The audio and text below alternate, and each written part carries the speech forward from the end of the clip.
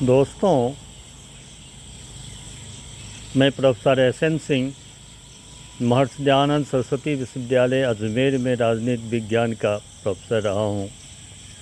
आज मैं राजस्थान की जो प्रगति में औद्योगिक विकास के क्षेत्र में जो बालोतरा के पचपर्दा में जो है रिफाइनरी का जो उद्घाटन हमारे माननीय प्रधानमंत्री मोदी जी के द्वारा जो किया गया है, ये अभूतपूर्व है।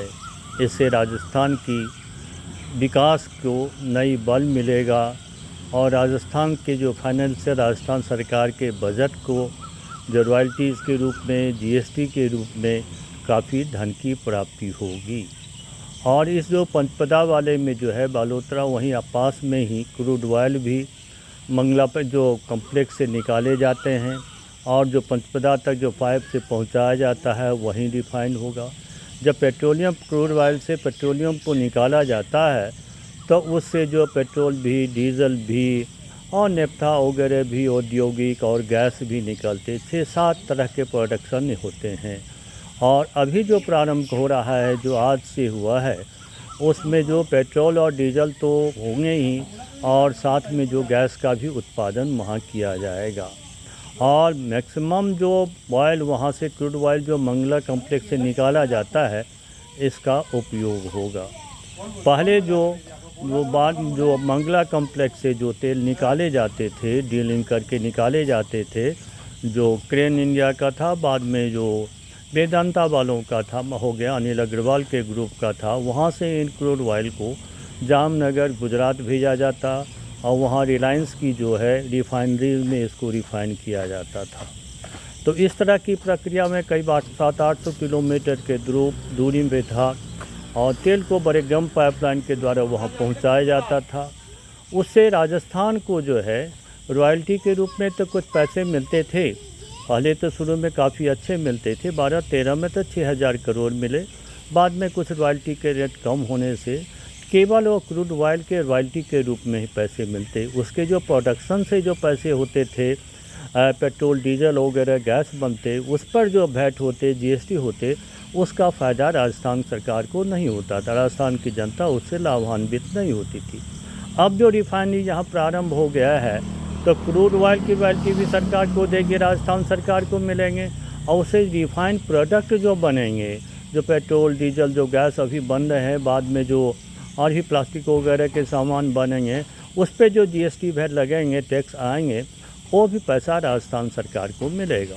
और ख़ास करके जो राजस्थान में जो टैक्सेशन और 20-30% तो पेट्रोल पर है, 20% डीजल पर है, तो उससे भी अच्छी खासी राजस्थान के राजस्व की आमदनी होगी और राजस्थान सरकार की जो विकास की जो गरीबोन्मुख बहुत सारी योजनाएं हैं, उसके लिए जो है बल मिलेगा।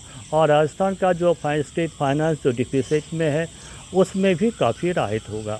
तो एक महत्वपूर्ण दिन है जिसको कि राजस्थान के लिए हम महत्वपूर्ण उपलब्धि मानते हैं।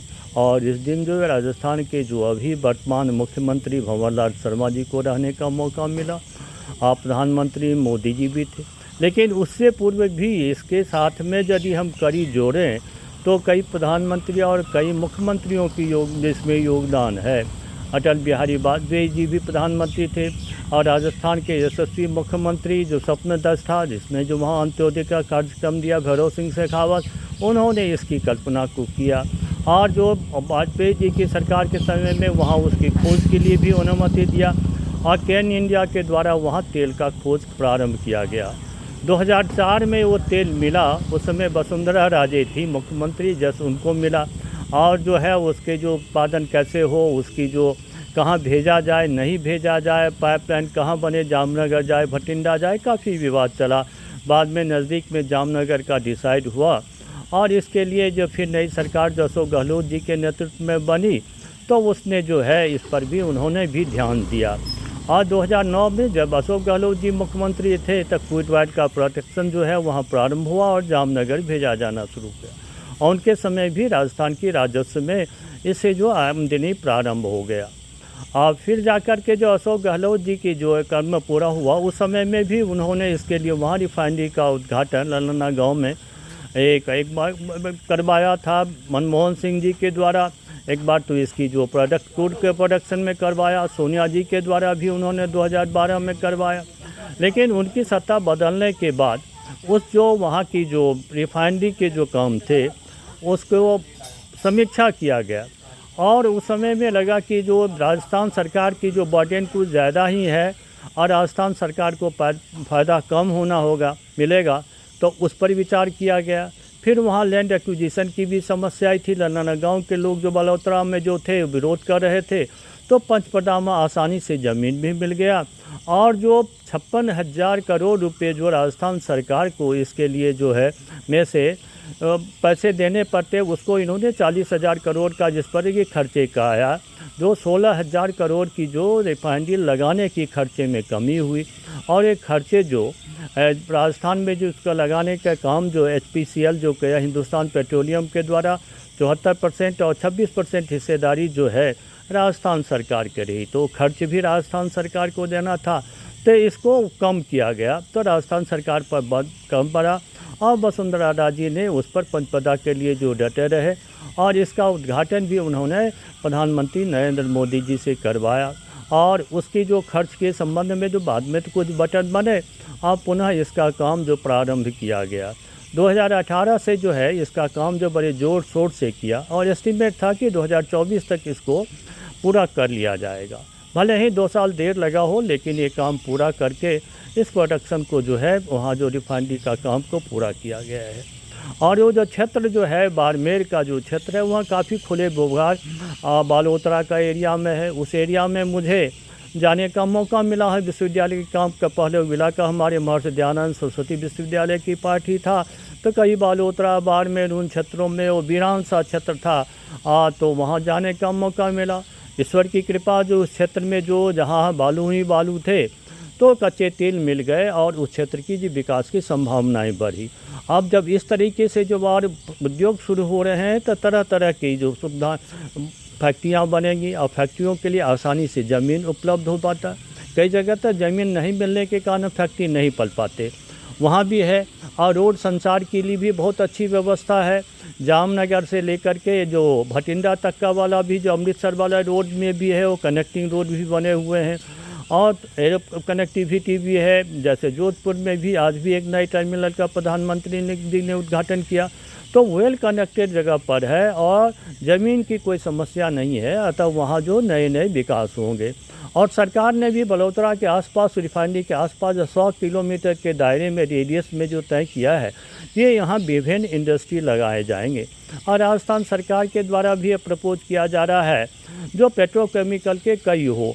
और अभी तो ये जो है देश का कि कहले प्रधानमंत्री जहाँ की जिस क्षेत्र में क्रूड ऑयल निकाले जाते हैं और वहीं उसको रिफ़ाइन भी किया जाता है और रिफाइंस की जो सभी तरह के बाद जो रॉ मटेरियल बचते हैं निकलते हैं उस रॉ मटेरियल का भी उपयोग करके नए नए उद्योग धंधे का जो है विकास किया जाता है। इन सब कार्यों में तत्काल लगभग 1 लाख लोग जो है उस पर लाभान्वित होने वाले हैं और आगे भी बढ़ेगा। उस क्षेत्र का तो कायाकल्प होगा ही, राजस्थान का भी होगा। और देश की जो ऑयल की निर्भरता है, गैस की जो हम विदेशों पर आधारित हैं और ख़ास करके जो हमारे जो डॉलर खर्च होते हैं उसमें भी कमी आएगी। ये बहुत ही महत्वपूर्ण योजना जो है आज जो है जो सफल हो पाया, जिसकी कल्पना में कम से कम 30 वर्ष लगे होंगे इसकी जो शुरुआत करने में और इसको क्रियान्वयन बनाने में। और जो सभी नेताओं ने इसको भाग लिया है, सहयोग दिया है, क्षेत्रीय लोगों ने, और राजस्थान के लिए जो है बहुत ही शुभ। आज के दिन में भी प्रधानमंत्री ने और भी कुछ कार्यक्रम किए जिसमें कि खास करके जोधपुर वाला एयरपोर्ट का जो है और इनमें जो जयपुर में भी मेट्रो का विस्तार का। हालांकि जयपुर में मेट्रो वाला तो कोई इकोनॉमिकली वायबल है नहीं, अभी भी मेट्रो घाटे में ही चल रहे हैं, लेकिन अब किया गया है ज़्यादा किलोमीटर जो बढ़ाया जा रहा है।